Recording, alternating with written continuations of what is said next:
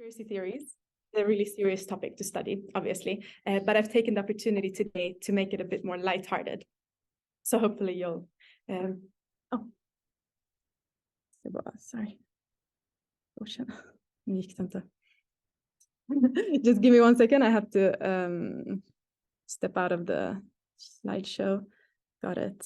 And then get back into it. Yes, okay.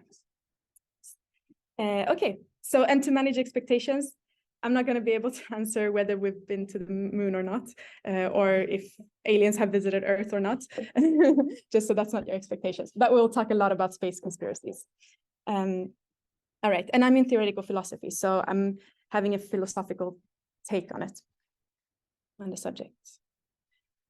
So what I will do in this presentation is I will start off talking about different people's intuitions or our intuitions about conspiracy theories, because they can actually be quite a few of them, differing. And then I'll talk a bit about the definition, or what we can try to define conspiracy theory as, and conspiracy theorists, people who believe in them. Then I will move on to talk a bit about the state of the art in philosophy, in the philosophy of conspiracy theories. So how the debate looks like today in philosophy. Before I move on to use 2 examples from astronomy itself, 2 conspiracy theories that I will use as case studies, sort of, and show then that, or actually, maybe just try to see if we can use Goldman's causal theory of knowledge. I will explain a bit more about what that is, and I won't go into too many technicalities because I know not everyone is in philosophy, obviously, right? Yeah. So I'll try to keep it a bit without all the philosophical jargon. And then just a short conclusion to what I think that we could draw for what kind of lessons we can draw from this. What do I need to say before? Oh yeah, I just want to say as well, I'm happy for anyone to ask me questions or not interrupt, but stop me if I talk too quick, or if, because it's the first time I'm having this presentation. So I'm not sure if I quickly pass over some things that are not clear. So just feel free to stop me. And I welcome all feedback a lot. Okay, so let's start then with people's intuitions. There is a lot of different intuitions on what conspiracy theories are. Usually when I tell people that I study conspiracy theories, straight away they have some theory that they've heard of or that they want to discuss with me. And a lot of the times I've noticed that it doesn't even have to necessarily include a conspiracy at all. It can just be sort of an urban legend that they latch onto or believe is a conspiracy theory. So for example, Elvis being still alive, that's not obvious how that's a conspiracy theory, right? There's no obvious conspiracy there. Or for example, that the earth is flat. It's not obvious that there's a conspiracy unless we think that, NASA is faking the images. Then we start to get into conspiracies, right?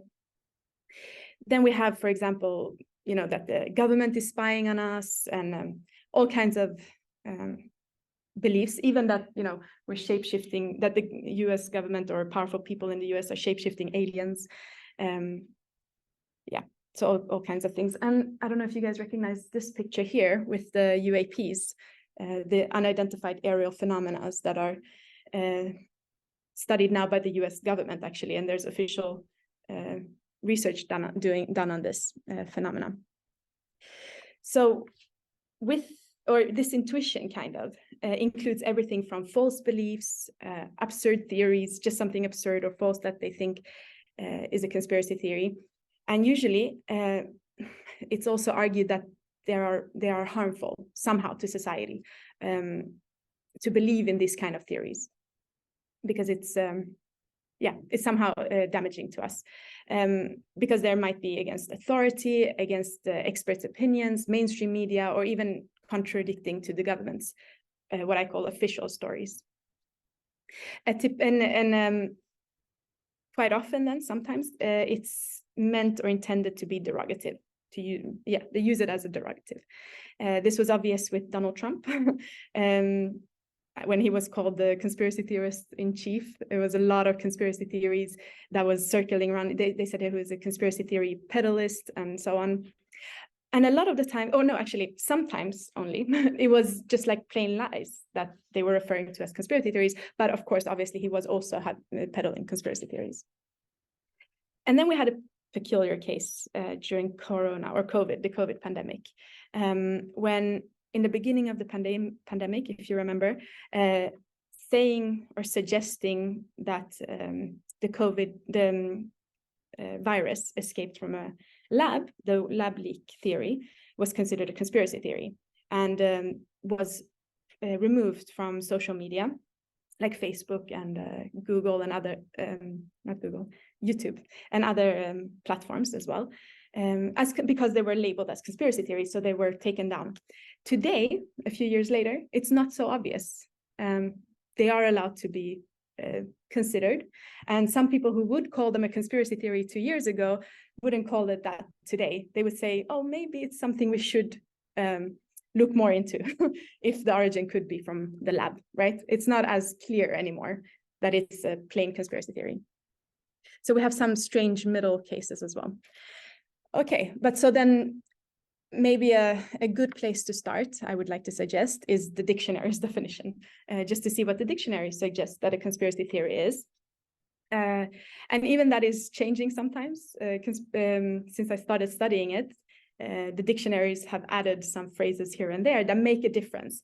But in general, in a paper I wrote last year, I've tried to sort of take the most important components of the definition, and I call it the simple definition of conspiracy theories. And according to some dictionaries, or an aggregated version of most dictionaries, a conspiracy theory is an explanation of some event or practice that references the machinations of a usually powerful, in some sense, small group of people. So it's necessary that it's two or more, at least, who attempt to conceal their role, at least until their aims are accomplished. So some kind of secrecy as well should be part of the definition of a conspiracy theory.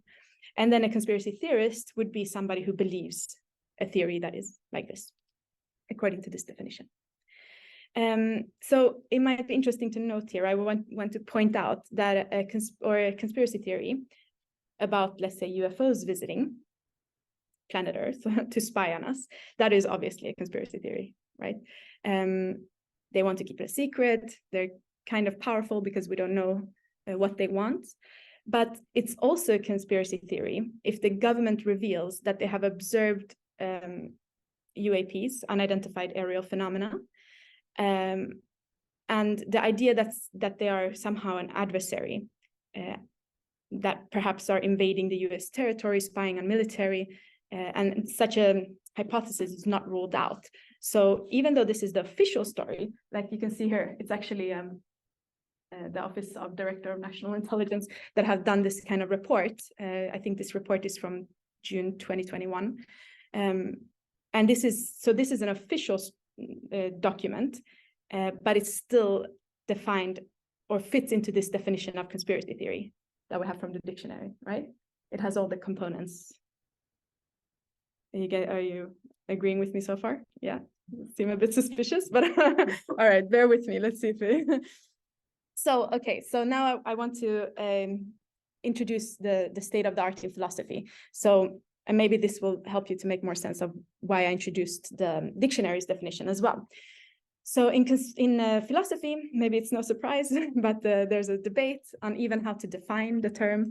And on the one hand, we have the generalist, and the generalists, they have this intuition that conspiracy theories, they refer to something epistemically problematic, just as we saw with the intuitions that many people have, common folk have, right? And they want to say that there is something inherently suspect about conspiracy theories that makes them mad, bad, and dangerous to believe in. And therefore, we are justified to prima facie dismiss them, just on the grounds of them being conspiracy theories.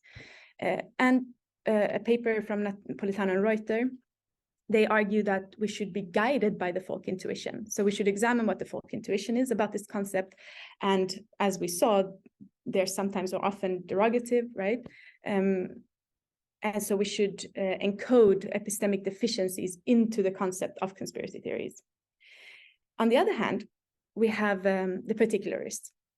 And they are arguing that actually conspiracy theories are putative explanations, and therefore each conspiracy theory should be examined on its own merit. We should look for the evidence for or against each one. And there is nothing inherently irrational about believing such theories. So it's quite obvious maybe that the particularists look at conspiracy theories by the simple definition that I just introduced earlier. Okay, and the reasoning is, or the argument is, that since conspiracies, they unravel every day, history is full of conspiracies, both political and otherwise, so therefore it makes sense that conspiracies happen, right? And so that's what we should use. Okay, I want to show some problems or some concerns that come with the generalist view that sort of is a mismatch between empirical sciences. So I hope that you would agree with me after this, that there is a slight disadvantage on the generalist position. So for example, Kasim Kassam, who's a philosopher. Okay, I'll just let them come in so we'll have a little pause because people are coming. Yeah. Hey. Oh, wow. Okay. Det är ingen fara.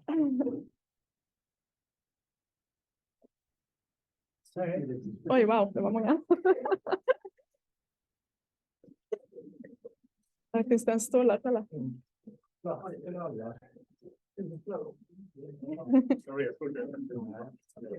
Man kanske kan gå in ett rum där. Hi. I just have a question. I wonder if I can record it with sound. Yeah, of course. Yeah. Yes. Yeah, that's fine.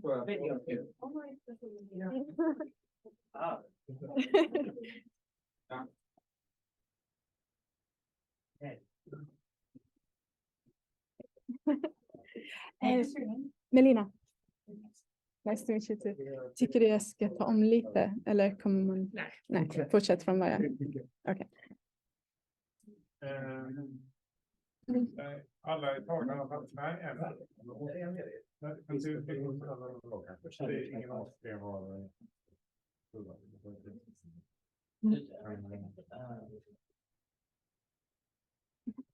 Vad kommer ni, eller where are you guys all in one class or something? Or Yeah. aha, okay. All right.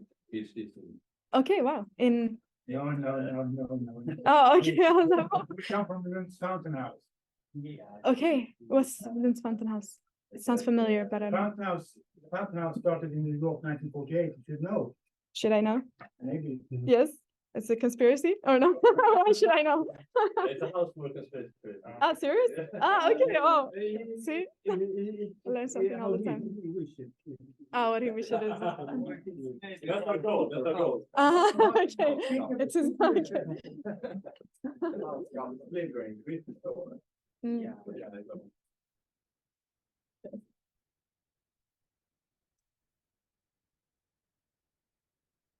Okay, I'll just continue from where I left off, which might make some things a bit strange to because a lot of times, bless you, we come to conspiracy theories with different intuitions on what the meaning is. But so I've introduced the dictionary's definition of conspiracy theories and also some background in the philosophical discussion. But if there are some questions that are not clear, just ask me, okay? Or maybe we can discuss them in the end. So I was just saying that the generalist position in philosophy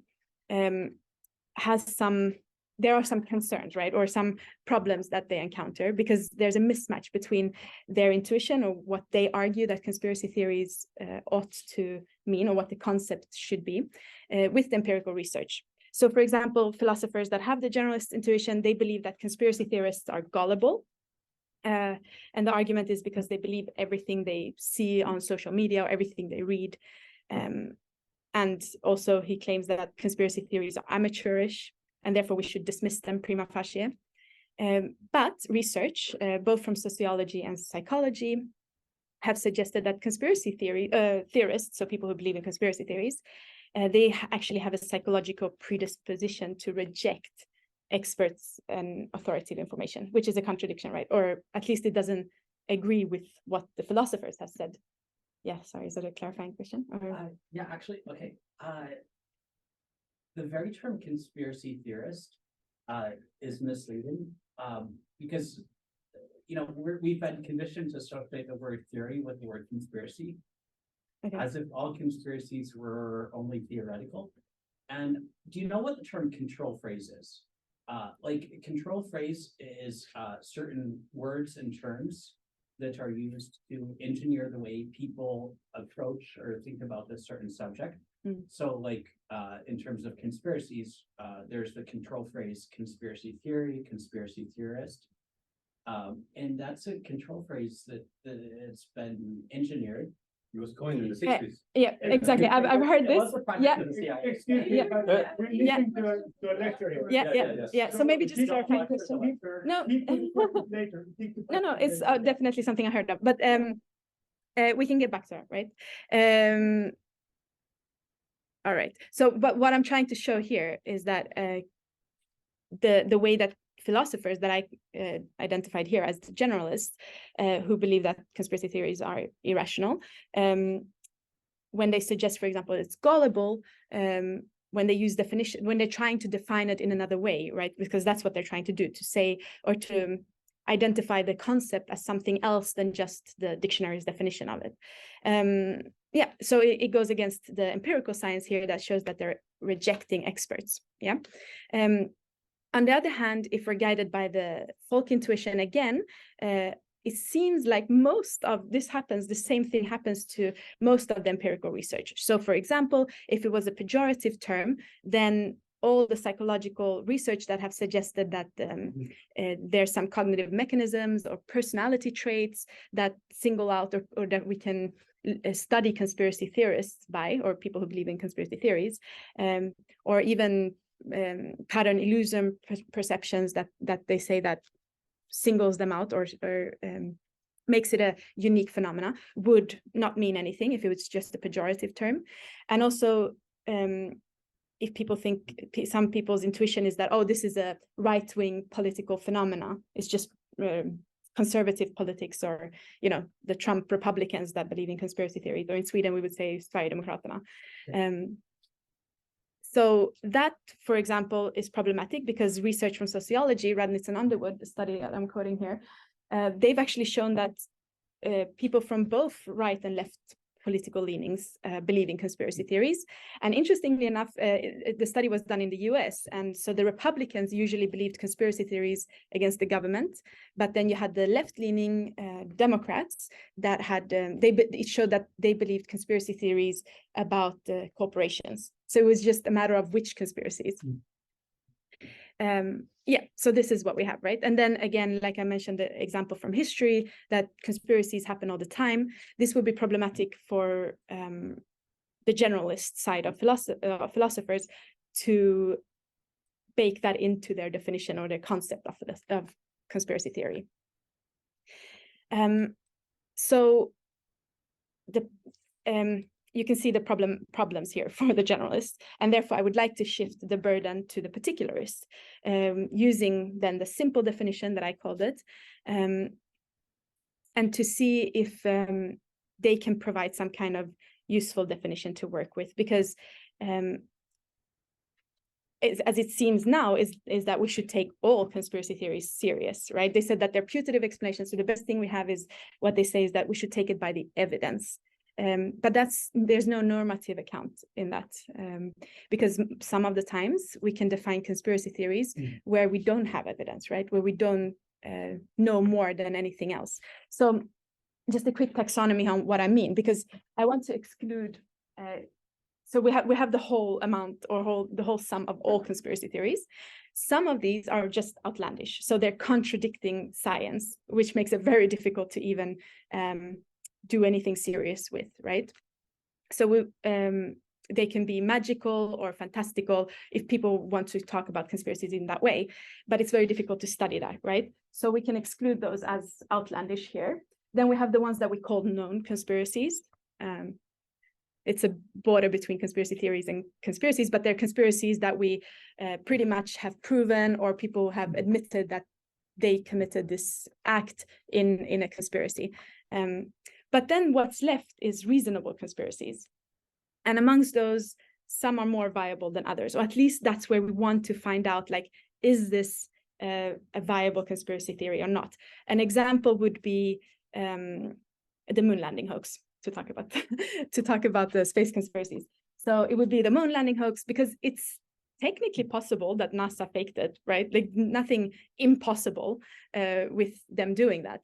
But is it a viable theory? So what could guide us? But who decides if it's like Forget about it. outland? Stop there. Do you want to make a note? Maybe you can ask me later. Yeah. Okay. Sorry. So because maybe I'll answer it during. I'm sure that's what we're trying to figure out here. So how do we decide this? What's the guide here? Because, like I said, the particularists, they only offer that we should take them by the evidence. So the closest thing that the particularist account has come to explaining this is that, okay, if it's a large conspiracy, then probably it's more not viable, because it's more difficult to sustain large conspiracies, because we have to presume that people keep it a secret. And if there's, let's say there was like 400,000 people working at NASA in the 60s when they did the moon landing, for all of them to keep it a secret and Who says they were all in on it? Like, exactly. So there's a lot of problems. Yeah, I was gonna come to that. I was gonna come to that point. No, it's you're on the right track, which is good because you're following. Yeah. So this is exactly the problem with this kind of account, right? That we can always debate the evidence that we're discussing, right? Not always, but in this case, for example, when we're talking about large conspiracies, then you can always say, oh, but all these people were not in on it. So then it becomes very tricky to determine who were and who weren't. So, and that's the best account really so far. That's sort of normative in conspiracy theory research with the particularist view. Okay, but so what I'm trying to do here, or what I want to do, is use two examples from astronomy, actually, space conspiracies, that perhaps with some philosophical theoretical frameworks, just one second, we can use these as examples to see if there is something normative that we could take as lessons for how to look at these kind of theories.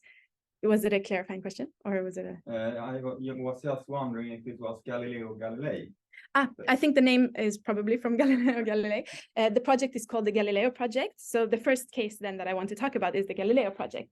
It started and founded by an astronomer and Harvard professor, Avi Loeb, on the picture here, next to the tower. And he's actually championed the idea that extraterrestrial intelligence has already visited our planet. And he does it both in his book, Extraterrestrials, but also in published work in astronomy, right? So the idea, or his idea, came from, or why he champions this idea, is because on a base in Hawaii, they observed this strange object in the sky, and they've named it Umuamua. I think it's a Hawaiian name. I'm not sure what it means, but he says, or what he argues for in his book and his papers, is that this is the first interstellar comet ever discovered. And it might actually, this is a quote from him, it might actually be a probe from an intelligent species looking to learn about our solar system. Okay, so now this is not a conspiracy theory in and of itself, according to the definition that I've given you, right? But Christopher Malone, who works with Avi on this Galileo project, he has expressed some worries. And this is what he says. He says that one of the problems is that many of the areas we're seeing the greatest level of UFO activity are restricted military airspace. The Defense Department is not going to be real excited about bringing in a lot of instruments to record everything that's going on. So the idea is that they wanted to, with this project, they want to put up all these instruments around Hawaii, where they have these military bases, to find out more about this object. And then he continues that if aliens don't want us to know about them, they'll likely know about the Galileo project, and they can just avoid our high-resolution cameras. And this is where the conspiracy comes in. Yeah, does it come because there's a sense of aliens trying to hide from us observing them or finding out about them. Yeah. Okay. Then this is just another quote. I don't know how I'm doing for time. Is it? It's fine. Okay, so maybe I'll talk about this as well, because I found it quite interesting how many conspiracy ideas there are in astronomy. And there's also other astronomers who have expressed concerns with this project that I believe are ultimately call for some kind of conspiratorial motivations or motives to the project. So the Vasco network, an astronomer from the Vasco network, she wrote about this project and she said, "It is my opinion that we as astronomers are obliged to conduct our science in such a way that we, in principle, can collaborate freely across all countries without posing any national security threats anywhere. Our mission is to study astronomical phenomena or objects that are not human-made. As astronomers, we are equipped with knowledge about celestial objects, but we are not equipped with the knowledge on how to separate a classified ultrasonic fighter jet from a hypothetical ET vehicle. The people with that kind of expertise are usually not found in academia, and you don't want them knocking on your door. More knowledge about you or on UAPs might result if various governments declassify and present their data of potential UAPs rather than if astronomers engage in these hunts." So basically, there's a criticism here, on the Galileo project, that's sort of saying that it's unethical for us to observe, because astronomers could accidentally step on government projects, things that the governments are working on that has to do with national security. Okay, so there's also lurking some conspiratorial thinking there around what the project is all about instead. So this is Beatriz Villarroel. This is the second example that I want to talk about, the Vasco project. It's actually Swedish funded research. And what she studies, or what her group is studying, is missing stars. So what this project studies is the objects that have gone missing or have vanished completely. When comparing some images from, say, the 50s to present day. And the speculation is that either these are extraterrestrials coming and going, vanishing, or it would otherwise be some very hard to explain phenomena. In one of her papers from 2016, she writes that Vasco, her project, is primarily centered around searches for vanishing objects observed in the sky and beyond the Earth's local environment. Unless a star collapses directly into a black hole, there is no known physical process by which it would or it could physically vanish. If such examples exist, this makes it interesting for search for new exotic phenomena or even signs of technologically advanced civilizations. So again, we have this kind of thing that there's aliens vanishing in the sky, possibly hiding from us. Okay, so how do we understand these theories? What do we make of them? Because first of all, both of these conspiracy theories fit the simple definition, the dictionary's definition of conspiracy theories. Both of these are published academics. So it's not some crazy uneducated person peddling these conspiracy theories. What should we make of how I called it reasonable conspiracies, right? Are they non-viable or are they viable? And yeah, so you can clearly see that conspiracy theories are utilized here as possible explanations. Should we accept them? Should conspiracy theories be accepted as possible explanations in space phenomena is the question that I am looking at here.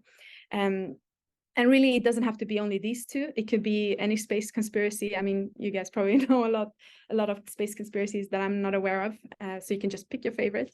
It would still fit what I'm trying to say here.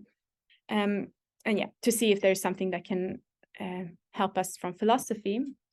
Let's have a look at, I'm going to try to not be very technical here, but if I'm missing to explain something that's obvious for me, then please ask me and I'll try to repeat it or clarify. So the framework that I want to look at is called the causal theory of knowledge. And in particular, Alvin Goldman's paper from 1976, where he lays out this theory, I think can be helpful for us how to see this, or at least a nuance on what we should do with these space conspiracies. Typically, epistemology is the area of research in philosophy that looks at knowledge and asks the question, what is knowledge? Can we know anything at all? And the debate in epistemology has traditionally been between the skeptic and their opponents. So those that believe that knowledge is not possible and those who say it is we can know something. You know, knowledge is possible to some degree. And what the skeptic usually does is challenges all these claims to knowledge by a typical move that they have, that they adduce an unusual alternative hypothesis that the putative knower would be unable to preclude. So a very classical example is Descartes. When he was in his meditations, he's sitting there wondering, what is something that I can be sure of? What is sure knowledge? And so he has to exclude basically almost the whole world, because, okay, I see this phone, but is it really there? Is it really black? I can doubt my eyesight. Maybe it's the light in the room that makes it look a certain way. So he goes back all the way to, in the end, the only thing he can believe is his own thinking, right? Cogito ergo sum is his famous conclusion from the meditations. And the reason is he had this, I mean, the demon could have even lied to him. It could have been a dream, and so on. So this is the typical move of the skeptic, to come up with this strange hypothetical alternative situations where you can always doubt knowledge, right? So in the end, you don't even know anything. Bertrand Russell is another philosopher who wanted to show how absurd the skeptic can be sometimes, by saying that basically we can doubt everything we ever known, because we can just hypothetically think that the world started existing 5 minutes ago with all our memories, with, you know, everything looking exactly the same, but it just started 5 minutes ago. So that's also a possible skeptical move, right? To doubt what we know, if what we know is true or knowledge. Okay, and so now we come to the particular thing about causal theory. So that was a general introduction to epistemology and knowledge. So what is different here? Well, philosophers have referred to a reliable process. So if the way we get to know things is reliable, then we can sort of be more certain that it's knowledge. We would say that we would agree that it's knowledge more. And one thing is that we must be able to differentiate between incompatible states of affairs, is what Goldman makes in his paper, the claim he makes in his paper.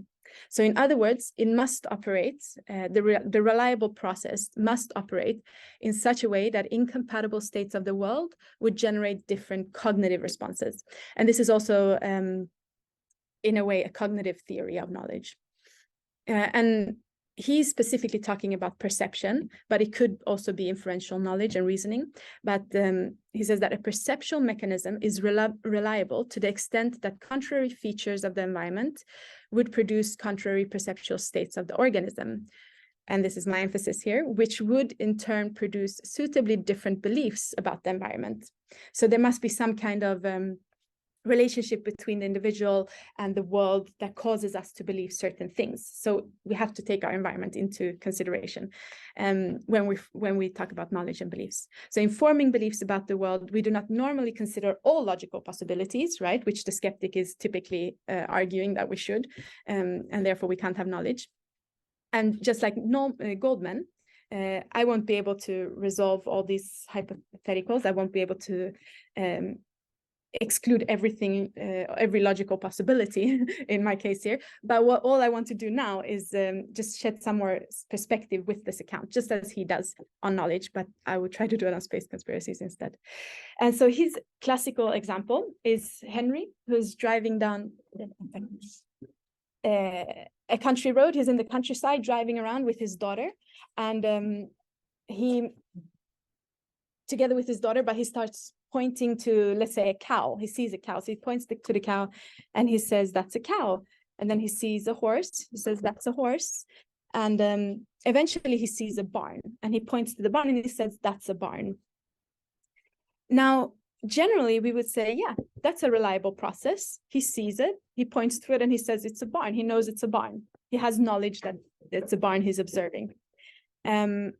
Sure, but then consider this scenario, that Henry continues driving, and actually what's happened is that he entered fake barn county. I call it fake barn county.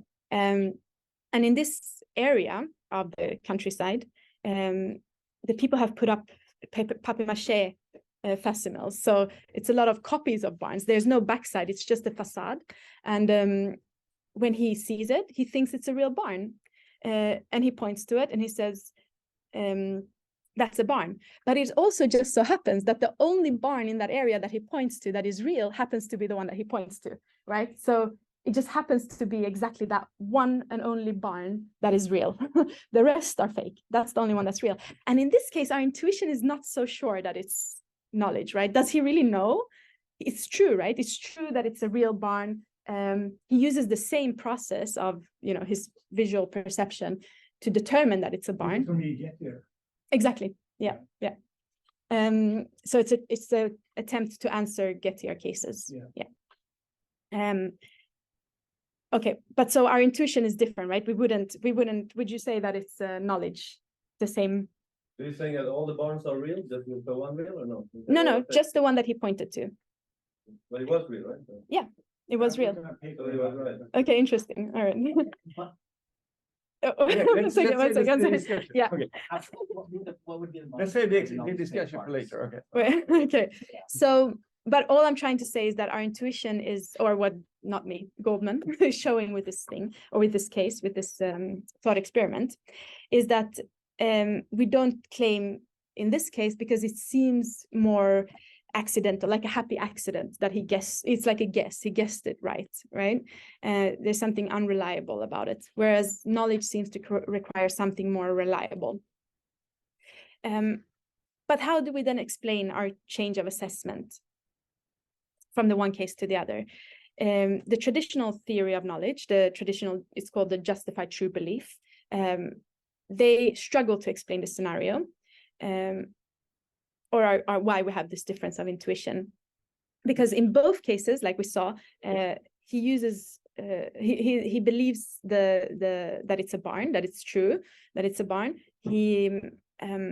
His belief is true, and he's also justified in both cases, right? Yeah, that's right. Goes a long way back in philosophy. Still the same discussions. Okay, but you see that the intuitions are different, but why the traditional justified true belief from Plato wouldn't explain the other scenario, right? Or why we have the difference of intuitions in the two cases. So what Goldman proposes is a new proposal. It's not new anymore, but 1979 it was. So he says that a person knows that P, a proposition, only if the actual state of affairs in which P is true is indistinguishable or indiscriminable by him from relevant possible states of affairs in which P is false. If there is a relevant possible state of affairs in which P is false and which is indistinguishable by him from the actual state of affairs, then he fails to know P. He fails to have knowledge about P. So in the original description of the barn case, there is no hint of any possible state of affair, which would be relevant here, in which the object in question is not a barn, but is indistinguishable, at least by Henry, from the actual state of affairs. So here we should ask then, is there a relevant alternative hypothesis for space conspiracies? Did you see what? So there's an alternative state of affairs that Henry couldn't indistinguish from the previous example of Henry. So I want to ask the same thing for space conspiracies.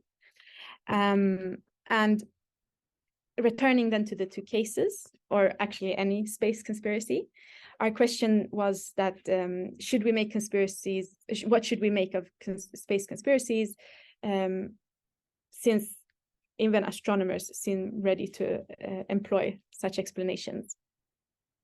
And it seems to me that space conspiracy, what they have in common, is that there is some military power constantly lurking in the background.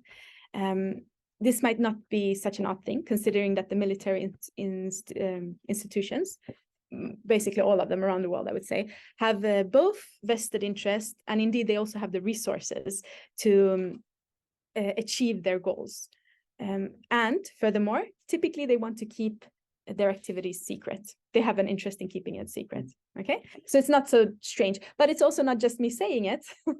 Take Neil deGrasse Tyson and his book Accessory to War. the unspoken alliance between astrophysics and the military. So he confirms, together with Avis Lang, who's both of them are authors to this book, and there's also many, many, many books. I just chose this because most people probably know who Neil deGrasse Tyson is. But they confirm this overlapping interest that I am after here to talk about between astronomy and military. So he writes in the book that what he wants to do in this book is to challenge some of the long-standing tenets of astrophysics, notably the presumption that the quest for knowledge should drive the peaceful exploration of space. The reality is different, he says. Not only has military competition led to space exploration, but the lack of military imperative can doom such efforts. So you can see there's obviously an interest on both sides here that they're competing for. He says, without war, there would be no astronomy, no astrophysics, no astronauts, no exploration of the solar system, and barely any comprehension of the cosmos. And yeah, so basically each is an accessory to each other's, both interest and resources. Typical example that probably most of us know about, the moon landing. It was the space race funded by the Cold War times, right? There was a lot of incentive and initiatives to fund this program to get us to the moon, yeah, but with some military motivations.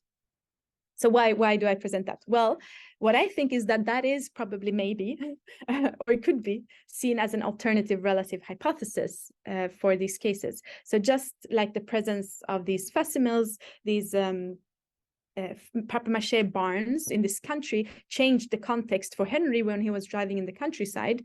So and that makes it obviously a possible relevant explanation. So too it makes us considering space conspiracies relevant as an alternative hypothesis because of the military interests in space and the skies. And the problem is, of course, to determine or to define what relevant is. So what do we mean by relevant? When is it relevant or when is it serious? And again, Goleman's account says that psychological regularities pertain to the putative knower's circumstances. One regularity might be that the more likely it is, given the circumstances, that a particular alternative would obtain, the more probable is that a speaker will regard this alternative as relevant.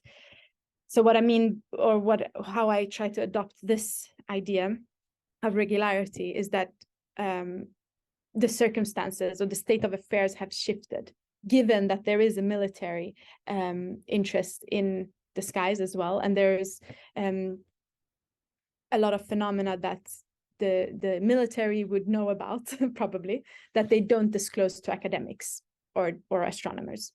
So it makes sense that they would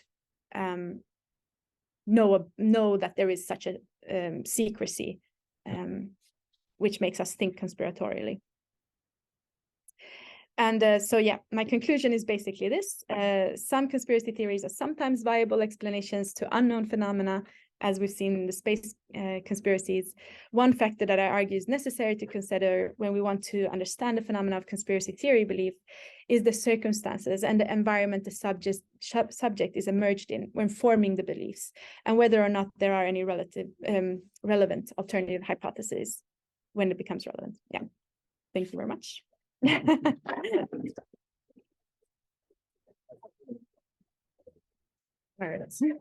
Okay, thank you very much, Thank Melina. you. Now Should I- we'll have a discussion and some ground rules. There are people here in the room and also online. I will try to keep a look at Zoom to see if anyone raises their hands. If anyone wants to speak here in the room or on Zoom, please raise your hand. And also, since there are lots of people who want to discuss, please be brief and to the point. If anyone is rambling on, I will interrupt. And only one person to talk at a time, and no one ever interrupts the presenter. Okay. So who is first? I had some hands over here. Yeah. Okay, you can start. So I'll just say this in simple terms. A crime does not happen without a motive. Occasionally it does, but that is only when the perpetrator is extremely psychotic and doesn't really have control over his actions. normally there is a motive for a crime. And the same goes with a conspiracy. And actually it is crime, even if the government has impunity, it's a crime in the eyes of God. And in the eyes of reasonable people for government to lie to us and deceive us and defraud us. So, okay, yeah, okay. When you drive through the countryside, the barns could be real or paper mache, but in reality, they will be, I think that's a frivolous example because they will be real. There will be no motive for creating paper mache barns. However, there is a very real motive for the space fraud, the moon landing fraud, and all of that stuff. NASA was used to divert funding to the CIA because the CIA, they could not, from regular taxes, get appropriated all the money they wanted. So they had to create alternate funding sources.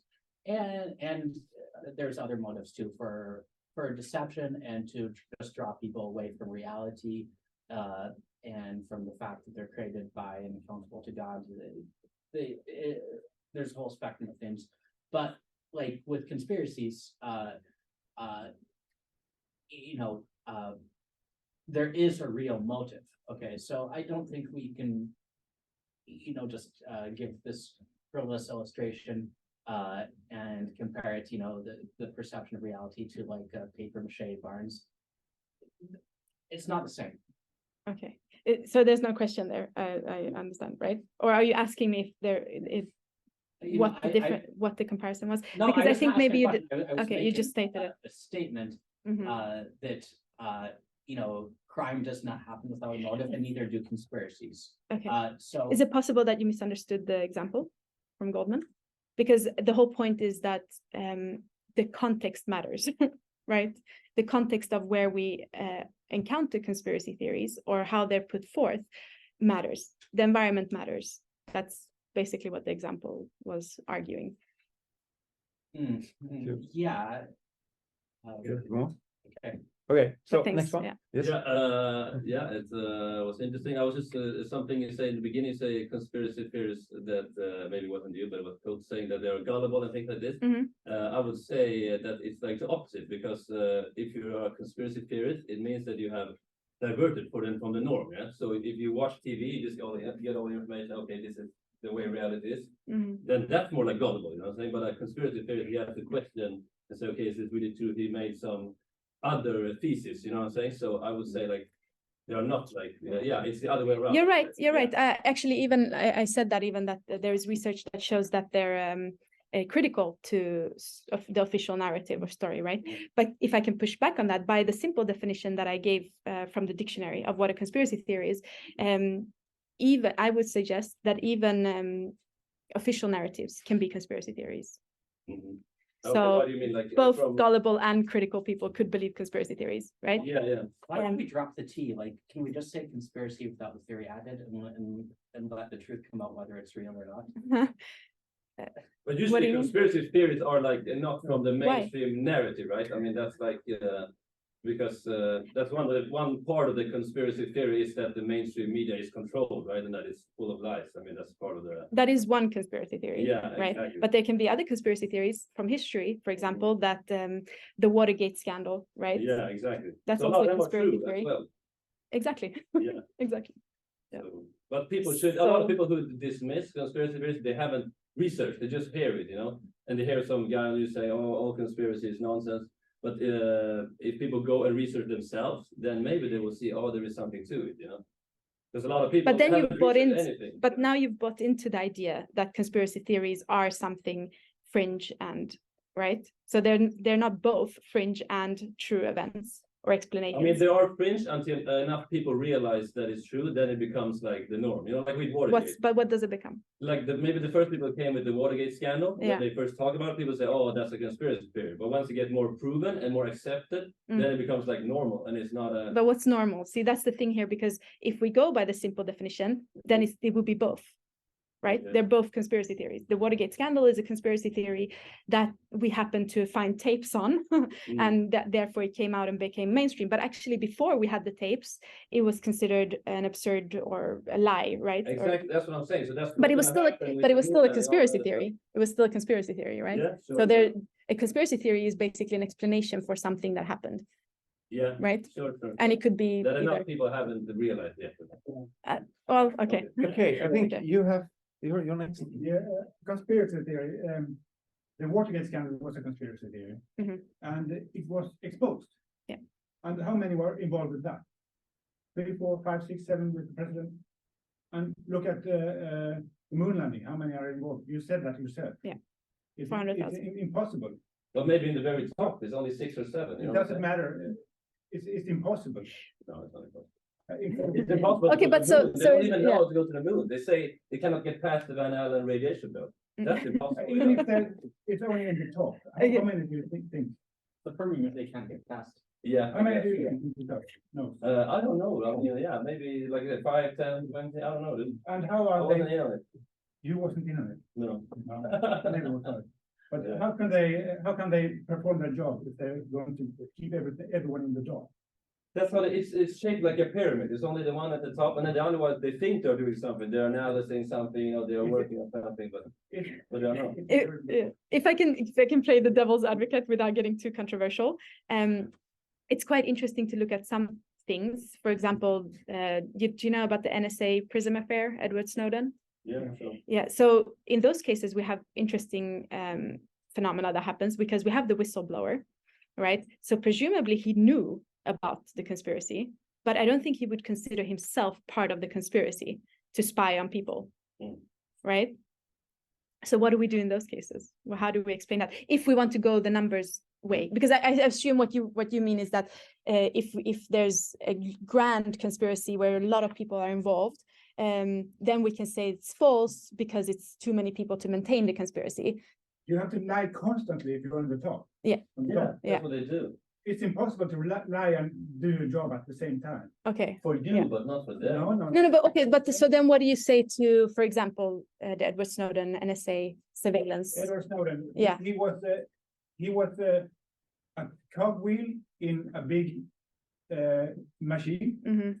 and he knew things. He exposed them. Mhm. But why is that a conspiracy? Because presumably why it's a conspiracy? Because the conspiracy before Edward Snowden, right? The conspiracy theory was that the government is spying on us. That's right. When they do. Oh, okay. Yes. Okay. But what I'm saying is that was considered a crazy conspiracy theory, right? And Edward Yeah. Snowden exposed it. But what I'm trying to say is that NSA has thousands of employees working there. And Tens of thousands. exactly, even more than that. So tens of thousands of people. So I'm just trying to say that I wish we could go down the numbers road, and that could help, and that would give us a clear, like, oh no, that's too many people, so therefore it can't be true because there's tens of thousands of people working there. Somebody would expose it. But look what happened to Edward Snowden when he actually did. He's living in Russia now because it was such a big issue for even one person to come forward, and he doesn't consider himself even part of he considers that he stumbled across on this conspiracy. He didn't see that he was part of the conspiracy No. on So you're spying. saying that the moon landing, fake moon landing. No, I'm not saying that. No, I'm not saying that. No, I'm just curious what you say to those cases. So Yeah. it's important what happened afterwards too. Yeah. How they followed up on these governments in the world, Mm. and how they acted in NSA or such, and the president he kept it. He didn't answer the questions at all. But Mhm. Right. Yeah. You- I was thinking about another thing, the 9/11 conspiracy thing. I think it's a quite good example of how if you the discussion of they covered a lot and that you can keep people's mouths shut for doing things, a false flag operation and blah blah. But it's interesting that in Russia they had like in a much smaller scale they had the bombs who when they tried to blame the Chechenians in the early 2000s and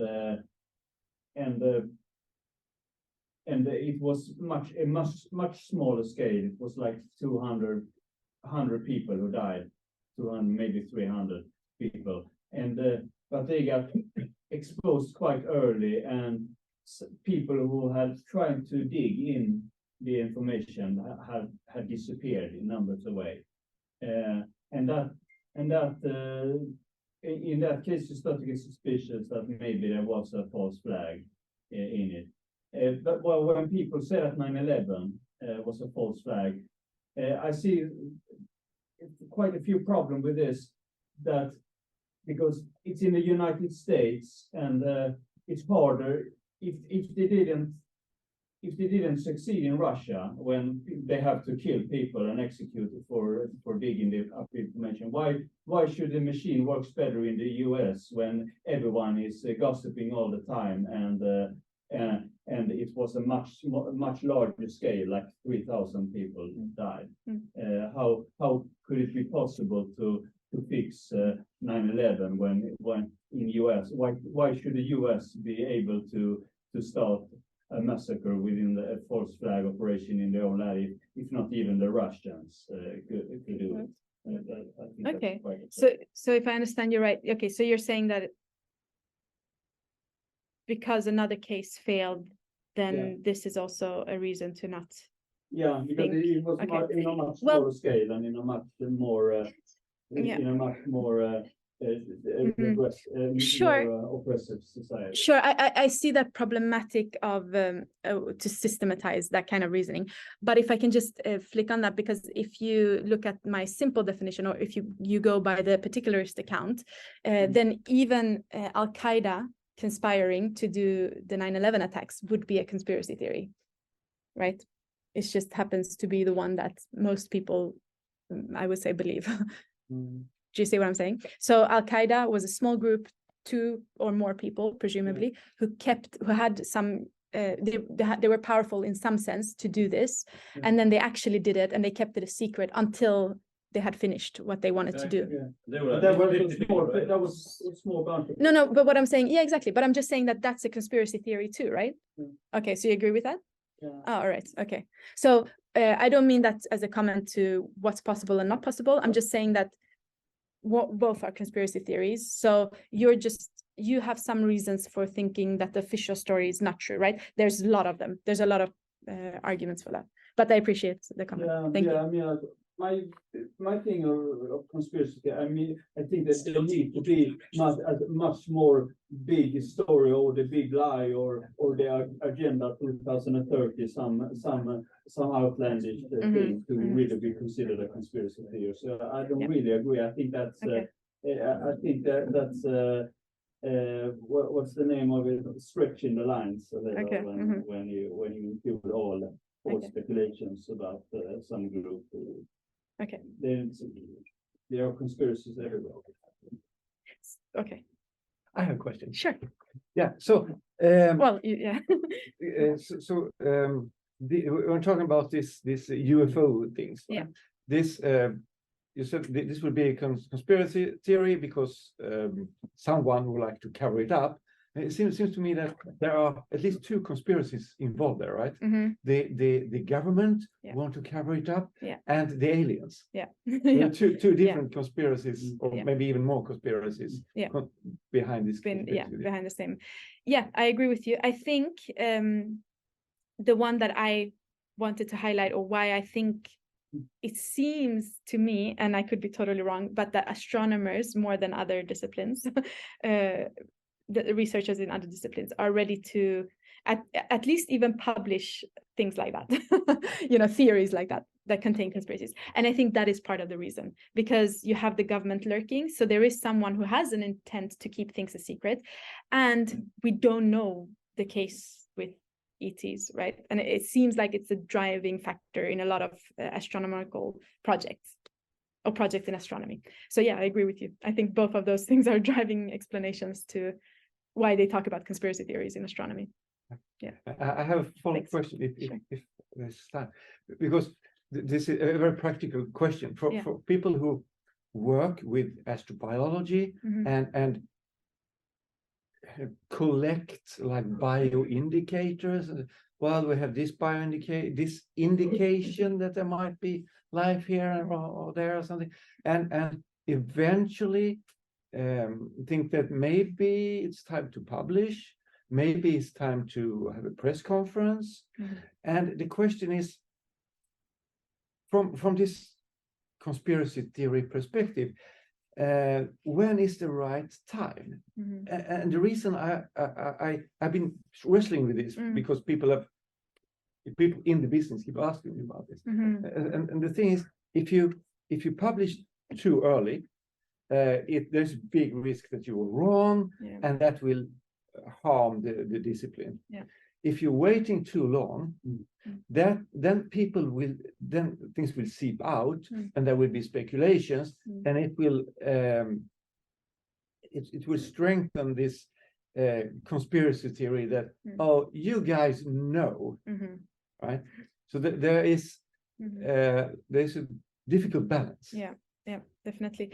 I think that's exactly what's happening to Avi Loeb. I mean, he's a Harvard professor, and he was very keen to get out his ideas of Oumuamua, whatever what it was called, Oumuamua.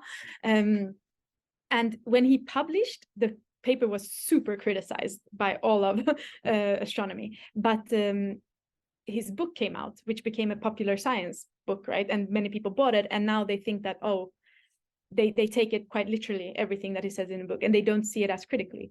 And also criticize the criticizers. Yeah, exactly. Yeah. Yes. Yeah. So I think, yeah, it's a difficult thing because some of the criticizers now, like I said, for example, the ethical concerns with his project, all these things, like now people think that he is conspiring with the military, spying on other people's governments and other countries' governments. So I think there's a really difficult situation there with space conspiracies in particular, on like how sure you shouldn't be before you can say anything. It's a difficult question. I can't answer it for you. I'm sorry.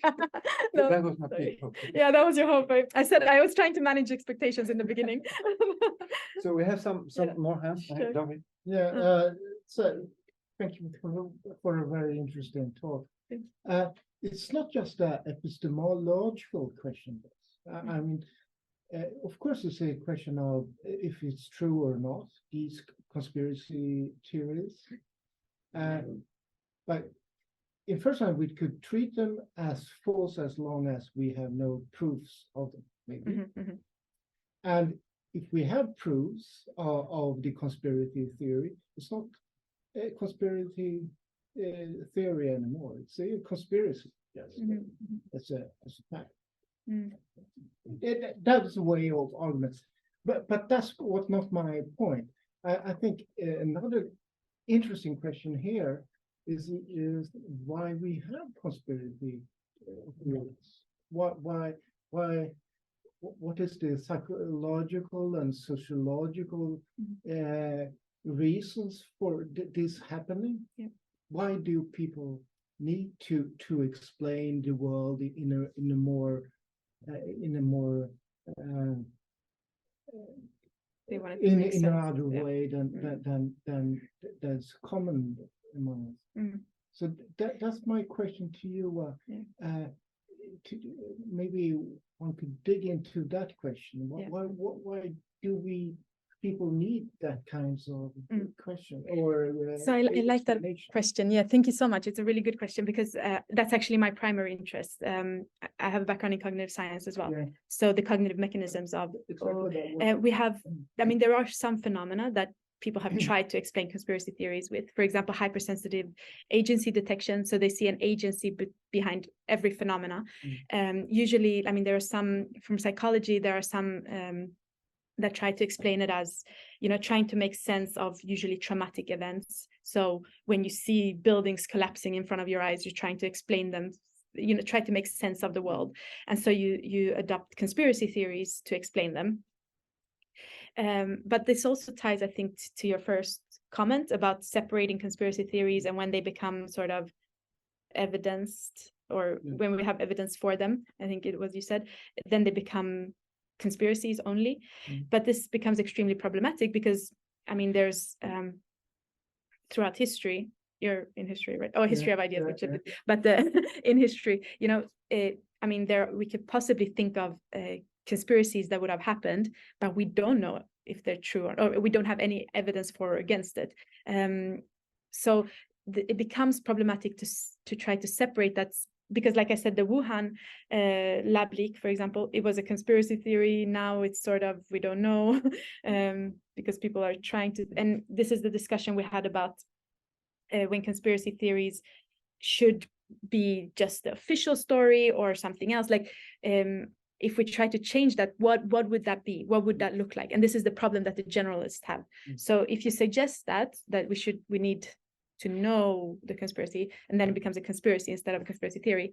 Yeah, we need to be able to separate those two. How do we do that? When it's a theory, when it's like, Exactly. who's gonna make that statement? Say, oh, now it's not a theory anymore, right? But Watergate is an example of something that we believe had happened. But before we knew it happened, so then you would say it was a conspiracy theory. Yeah. Okay. Before. Yeah. Before we had any evidence of it, it was a conspiracy theory. But afterwards, it's a general common fact. But Yeah, it's a threat detection, basically. I mean, that's as humans evolve, we create more complex societies. But I mean, in the beginning, it always was about survival in nature and predator animals, and then it's of course out of necessity that we can preempt any kind of violence situation. You have to always like speculate. Exactly. Yeah. So we'll go back to evolutionary. I mean, in a group, for example, you always have the interest of looking out for the group. So you want to detect the outliers that would possibly conspire, but you can't go overboard with that either, because then you become the one who just sees patterns where there are none, right? So there's been a balance, a need for both, right? To both trust the group, but also to be able to detect if somebody in the group would possibly conspire. So that could be a possible explanation too for why we have that kind of cognition. Yeah. Maybe there is also psychological that we want the reality to be more mystical or different than it is. I mean that I hear that's common among conspiracy theories, that they seems to want to have the reality to be more exciting or yeah, but that's Yeah. But it's interesting that you say that. It's interesting that you say that, because actually research has argued the opposite, that people are trying to simplify and they have to have an answer for things that we don't know. And that's what drives conspiracy theories. Because, for example, if you have a phenomenon in physics and you don't know what it is, you wouldn't say, oh, this is God, blah, blah, X, Y, Z. But they have said, or research has argued that that's what they're doing. They're trying to explain it by something simple, more simple than the unknown, right? More and more. It's more interesting if it's an alien spaceship than just a rock. So it's more exciting with the conspiracy. But is it more exciting than a brand new material that we don't know how to explain yet without German? Yeah, and that's probably, I mean, I lean towards that explanation, right? But I would guess that if it's an alien civilization behind it, must be one of the most exciting explanations of that. That's true. Yeah, that's true. And that's why we tend to like those explanations, because we want to have reality to be more fantastic. It's also a way to. Okay, wait. Yeah, I just want to say something. Because it sounds like that take time and you just forget what you want to say. But yeah, below, it's also a way to make things exciting. It's also a way to make yourself seem intelligent. I outsmarted a civilization or alien species that's way beyond us in technology. That's their ship or whatever it is. But at the same time, you cross like, why would some kind of meteorite be a ship for spying? It's a very obvious thing that we can notice from Earth. So, and I mean, not really. Yeah, but not that. But okay. Yeah, but you can. Yeah, you pick it up. Yeah, but very, very high tech. Yeah, telescopes and. But someone noticed it, and I think if you were to be like a alien, highly advanced aliens that want to spy on primitive humans, you would probably be able to outsmart us so that you wouldn't be detected. That's a really strange thing that you wouldn't even be alive. You might look like a human. Okay, you. What country are you from? Jag pratar svenska. Jag är från Sverige. Jag är född i Sverige. Ja. Ja, jag tänkte Latinamerika. Ja, okej. Ja, det finns kanske en konspiration där, mina föräldrar eller något. Jag vet inte. Okay. Your hand. Yeah, I was going to pick up, you talked about at the very beginning of the people assume that all conspiracy theories are right wing, but there are left wing as well. And I think, it's interesting that a lot of the conspiracies in that case, both sides has a very dislike for that they mean that large corporations they are evildoers who are exploiting the world. But the right wing conspiracy theories, they think that they are too woke and they're too progressive and they try to go beyond the business interest in just virtue signaling and destroy the value, the traditional values, and incorporate feminism and anti-racism and so on. And the left-wing conspiracy, I think that some of the Marxists, they mean that IMF, that they are exploiting, they are robbing the world, and they try to colonialize and keep all the countries, stop countries from starting to becoming more egalitarian by keeping them in need. And that's kind of conspiracy also, I think, conspiracy theory that they are these like bond villains. They are the banks that they like to screw the poor people around the world and not make them egalitarian. Oh, you don't think they do that, the bank? I don't like IMF or something also, but I don't really believe that's kind of that their primary interest is to destroy the equality or make world dominance by American business interests. Okay, let's see. You. What do you think about the secrecy with the New World Order? When it gets started on that? When what? George Bush. Yeah. He said the New World Order is coming. Uh-huh. When it gets started on that, what do you think about those big government conspiracies like the New World Order? Have you heard about that? Yeah, of course I've heard about it. What I think about them, I think those are probably the stereotypical conspiracy theories that people think, one of the main ones that people think about, like the Illuminati and these kind of things, especially when they think that it's harmful conspiracy theories that can, actually can alienate individuals from society to not want to participate, right? Exactly. So it can be bordered to paranoia because they put together a whole worldview that is surrounded by conspiracy narrative, right? Yeah. But do you think there's any substance to it? Or do you think it's...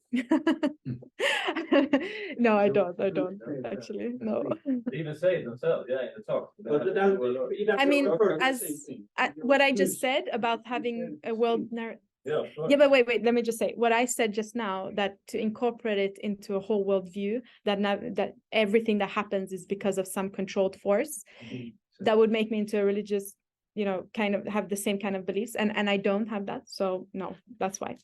Yeah. Okay. Yeah, one simple question. So does religion qualify as a... Good question. Yeah. There's actually really interesting things for the question. There's interesting research that I could even use in my research, I think, that could explain similar kinds of worldviews. There was one paper arguing for, for example, God being the ultimate conspirator or with the devil and so on, Satan. I don't think it qualifies under what I want to label it as, the simple conspiracy theory definition, the dictionary's definition, because it has to be at least two that conspire, and God is a lone conspirator, if you will. You have more, that's true. Yeah, like Hinduism or something like that. Yeah. Yeah. God and the Son and the Holy Spirit. Ah, that's true. There are three. Then we have a conspiracy. Yeah, yeah, yeah. I can see. I can definitely see why there would be interesting avenues to look into. Is it like a conspiracy theory saying that there are no conspiracy theories though? Isn't that kind of like a, you know what I'm saying? If you say like, oh, there are no conspiracy theories, or is it, that's also like a conspiracy theory, right? Because you're saying like, Yeah. you know what I'm saying? Yeah. That is Yes, I know all what you're like saying. belief, yeah? Yeah. You're saying that, oh, none of them exist, or it's all. No, I didn't say that. No, but basically that's what most people are thinking, right? That most of it is nonsense and it's just madness, yeah? So that's kind of like its own conspiracy theory, saying that there are no people conspiring, you know? Or noise. Yeah. You could say, right? But Yeah. that's also a belief system. You're saying that, oh, there are no conspiracies, it's all coincidence, or it's just nonsense, you know what I'm saying? Mhm. I think that's a straw man, but. Mm-hmm. Yeah. It becomes like its own belief, you know what I'm saying? Because they say, or religion is one, conspiracy is one, but also the norm is also a belief system. That's what people don't understand. If people are normal or believe the mainstream, that's also its own religion, you can say. You know? But I still don't understand the thing with religion being a conspiracy. What do you mean? Well, I know that I asked it because I think it follows from the Yeah. description that some religion qualifies as a Yeah. conspiracy theory. Yeah. And I don't think that match with our intuitions, our intuitions, and that's my question is, do we want to incorporate those intuitions, and then perhaps it's not enough that one person has a conspiracy theorist and include and Yeah. things like that. So Yeah. I Yeah, think that's a very interesting. good Yeah. comment on Yeah. aspects. Yeah, no, I think definitely there is some connection there. I think that's interesting in that way. I think there was some confusion here. I'm not sure what happened, but yeah, definitely in that aspect. And you're right. I haven't thought about in religion, you have to have that it's more than one, right? Or that are believing it. Or how does to be a religion, there has to be a group. Or what did you mean by? Oh, for conspiracy theories. Okay. Because I can come up with endless theories here and now. Yeah. Will they all qualify as conspiracy theories because I can express them? Or does someone need to believe in them? Do several people? Yeah. I mean, by the simple definition, yes, they would qualify. But my question becomes, is it viable or not viable? Or actually, is it even reasonable or outlandish? So that's why I have this separation, right? And some are just, I mean, if you just sit here and spit out ideas, I would definitely say that, okay, just from the talk today, there's nothing in your environment that makes your hypothesis a reliable or a relevant hypothesis alternative. So I would definitely put it in the non-viable one, right? But if you were an astronomer and you had then I would be like, okay, maybe we should consider this more seriously. I'm not saying that it's that determines true or not true, like with the epistemological questions.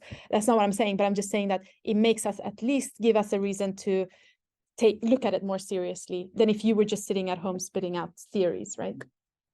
That was all mine. So it wasn't that profound. I'm sorry if I disappointed you. Just one very last question. I see that you have Maybury on your laptop. It's on the Top Gun. Yes, that's right. So can I ask? So one. Excited about the space ships. Nice. Another two. Yes. I'm not allowed to say anything. Yes, one possible conspiracy theory. I just want to know if it fits. Okay. So one of the most popular explanations for why we haven't heard from any aliens yet is the so-called zoo theory, meaning that they like to observe us, but they don't want us to know, because if we know they observe us, we will change our the way we behave. So that will destroy their experiments. Right? So and many people, I mean, not typical conspiracy theorists, but very serious scientists think this idea makes a lot of sense. So would it qualify as a conspiracy theory according to your a conspiracy theory? Yes, because they're doing it, they have a motive, right, to spy on us or they want to Yeah. look at us. They want to keep it a secret. There's more than 2 aliens. Probably. Yeah. So by the definition, it's a conspiracy theory for sure. Yeah. Yes. And it's not considered totally outlandish, but maybe it doesn't have to. Yeah.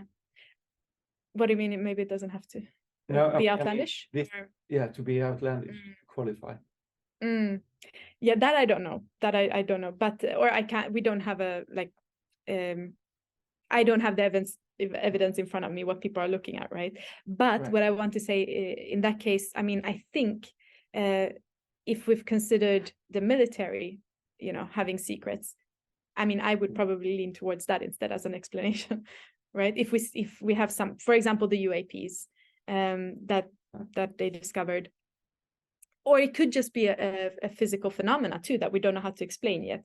How they move in ways that we don't know how they can do that because it's beyond the physics that we know of. So maybe we're not as advanced yet in our knowledge of physics to be able to explain those things, and we have to leave that open as well as possible explanations. Yeah, I think. Right. Yeah. What do you think? Yeah, well, I mean, things like the moon landing, you have to be quite ignorant not to know that it actually happened. Mm-hmm. But something like this that we absolutely cannot have any idea about. We cannot say. Yeah. We cannot say, is this reasonable or not? Yes. Yeah. Does it still qualify? Yes. Yes. Yeah. Okay. Definitely. Okay. And I think for me that's the more interesting ones. Yeah. And maybe it comes back to your question as well. Like that's the area I want to look at more. The ones where we don't know yet. Right. Yeah. Cool. Thanks. Yeah. More questions or? Yeah. So how important is this conspiracy element? Mm-hmm. So you said God, well, it's only one God, and isn't your input really in something deceiving us, or is it the conspiracy? Yes and no, but because I'm also interested in. I'm not interested in magical thinking, for example, or like I said, things that contradict the science or what we know. So those I'm not, like, for example, alien shapeshifting. An alien force comes to us, but it is an AI. Yeah. One unit. Yeah. No conspiracy, but it observes us and Okay, but it's not evil in any way, or can be. It's open. Okay. Question, but it's not a conspiracy, but it deceives us in some way. Then I think that many of our intuitions about conspiracies. Why is it not Well, there is no one conspiring. Oh, the AI. Oh, you don't ascribe intelligence, or like okay. Okay. The one God. Yeah. Yeah. So I think that fascinates many people are this aspect of this deception. Yes. Yeah. But exactly, deception. So there has to be some kind of agency, right? Yeah, it's an agency. But still it can be one agent. So that's why you're saying that God would fit the. God would fit usually it takes 2 more or something, right? Yeah.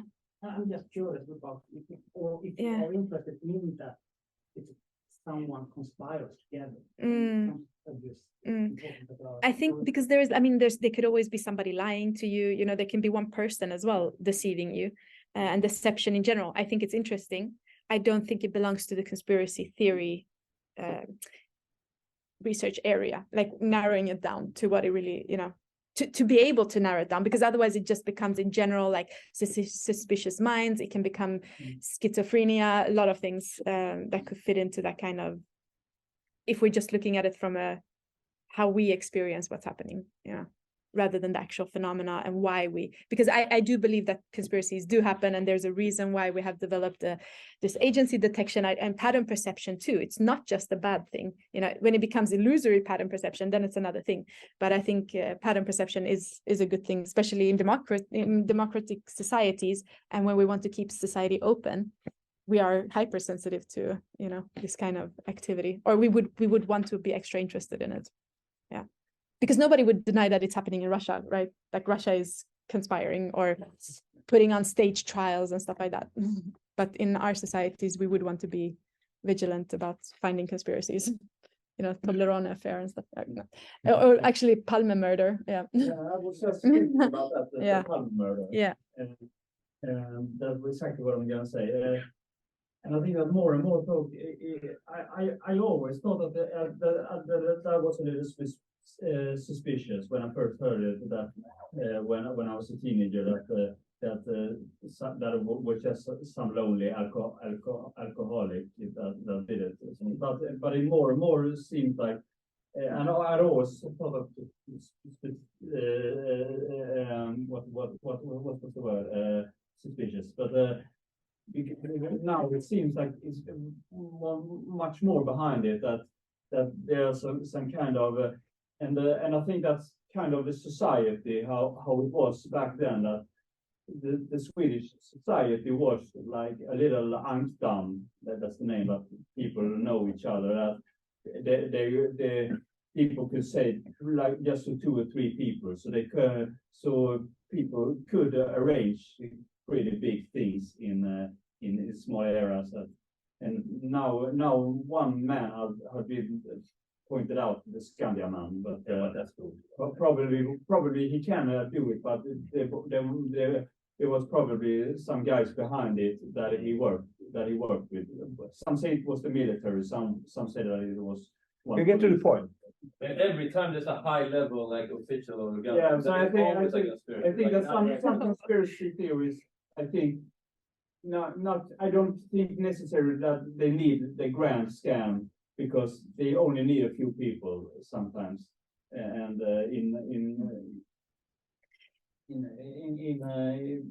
I think sometimes you can be open-minded from the beginning that something is a little suspect.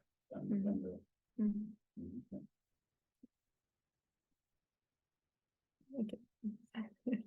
Sorry, would you say that as you talk about society back then and society now, so how does society fit into this?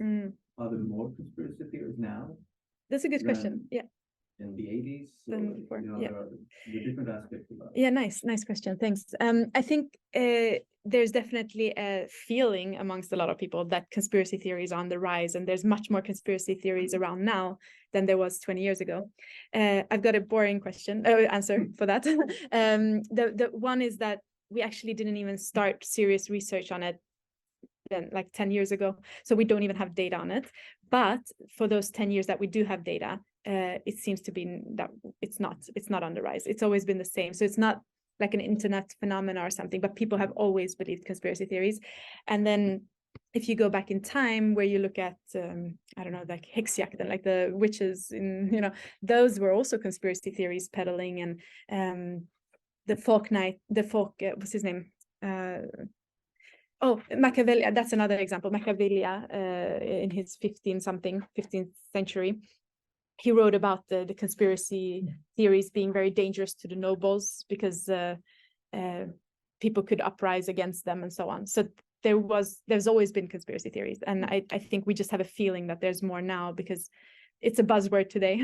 I think it's everywhere in media. And like I said in the beginning as well, sometimes it's also referred to things that are not even conspiracy theories, maybe just lies or, absurd beliefs and so on. They're all bunched into one concept. So can I ask a follow-up? Sure. So let's say that even if there are not more conspiracy theories now, have they changed? Yeah, conspiracy theories always change. You mean like the topic, or how we believe them? I mean, so there are not a bigger number of conspiracy theories now, but have the content of conspiracy theories changed over the ages? Are they different now than Middle Ages or even like pre-internet?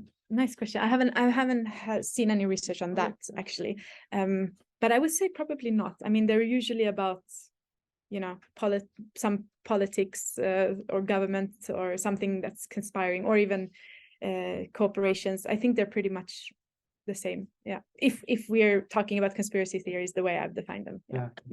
It's the moon hoax around since the 60s. 60s, sure. But I'm thinking, I didn't want to say space conspiracies, because I think space conspiracies, if we count aliens as space conspiracies, I mean, the Incas and the Mayans were definitely, observing those kind of phenomena and talking about it as something visiting or, so I'm not sure that there's more, especially if we compare to how many people there were and compared to now. I really don't know how to quantify it. It would be very difficult, but yeah, But for what we have quantified, there's not more, and they're not very different. They're pretty much similar topics. Yeah. No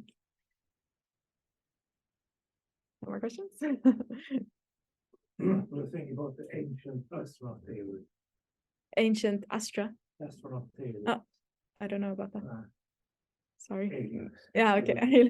All right, maybe you could talk about it after if you want to. Yeah, there was some ideas that aliens built the pyramid. Oh, okay, yeah, of course. Yeah. I guess that's not because, would that be a conspiracy? If there's more than one, of course. And if they had some kind of, did they want to keep it a secret? I don't know. Because like in the pyramids, they didn't decide- they write signs or something? Wasn't that the whole thing? Yeah. I'm not sure. I wouldn't know. Yeah, okay. I'm not sure. That comets 50,000 years ago that put the man on the earth. Now they come back and see what happened. Ah. Oh, is that the The thing, comet, the dark side on the moon or something? no, the green one now Uh-huh. is flying by now. Ah, okay. There you go. There's a lot. Yeah. You know about the Pokemon moon, Pokemon, legendary fable. No, I'm not. I'm too old for Pokemon. Sorry, I don't know about it. It seems that we are running out. Yeah. of all the questions. Real So questions. maybe we say thank you very much. Thank to you so much. Thank you. Thank you. And,